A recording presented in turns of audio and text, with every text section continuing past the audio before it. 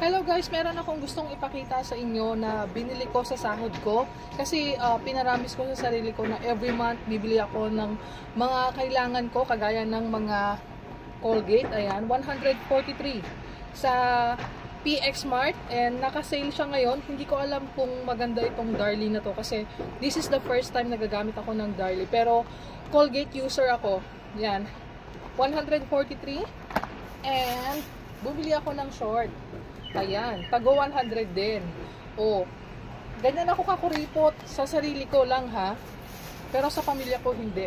Bumili ako ng brand. Alam nyo, itong brand na to, binili ko size 40. Namimili ako ng size 36, hindi ako binibigyan ng tindera.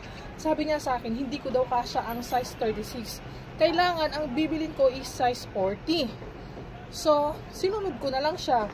And suddenly, nagkasya sa akin ng size 40. Ibig sabihin, size 40 na ang size ko. My goodness, iba na talaga ang mataba. And, bumili ako ng t-shirt. Ayan. Bumili ako ng t-shirt. Taga 100. Ayan. Oh, diba? Nakapuntar ako ng gamit. And, wala talaga kasi akong mga damit. Kasi iniwan ko yung mga damit ko sa original employer ko dun sa 9 years. And nakasarado na yung bahay, kaya hindi na ako makapunta doon. Tapos itong suot ko, taga 100, nilabhan ko kahapon. Ayan. Tapos itong short ko, taga 100 din. Ayan. Ayan. Nag-promo na ako sa inyo. Pero maganda naman siya, worth it naman kasi gusto ko talaga yung mga t-shirt na ganito. Yung hindi siya fitted na ganyan, gusto ko yung mga t-shirt lang na ganito. So, maganda naman ano? Para sa akin maganda, ewan ko lang sa inyo. Kasi ito talaga ang mga trip ko, yung mga t-shirt na maluluwang. Ayoko nang masyadong fit na fit kasi nga mataba na ako. And yun lamang po, gusto ko lang i-flex lahat ng mga pinamili ko. Ayan.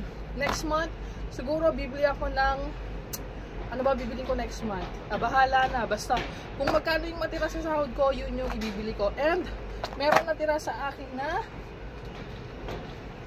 1,100. Ayan. Ito ang natira sa sahod ko. Oh my God. Kasya na to sa loob ng isang buwan. Kasi nga, nakapag-load naman na ako ng internet.